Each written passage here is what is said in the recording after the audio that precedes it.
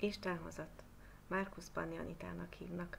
Létrehoztam a rendtevő szolgáltatásomat, amivel arra vállalkozom, hogy olyanoknak segítsek, akiknek kell egy kis erő, egy kis támogatás az elinduláshoz, a rend kialakításában és fenntartásában. Szeretek rendet tenni, de megmondom őszintén, nekem is kihívás olykor neki kezdeni. Tapasztalom, hogy együtt könnyebb. Ha úgy érzed, ez az üzenet neked is szól, gyere és segítek. A rendtevő.hu oldalamon, vagy itt személyes üzenetben tudsz időpontot egyeztetni velem egy díjmentes feltérképező videós beszélgetésre.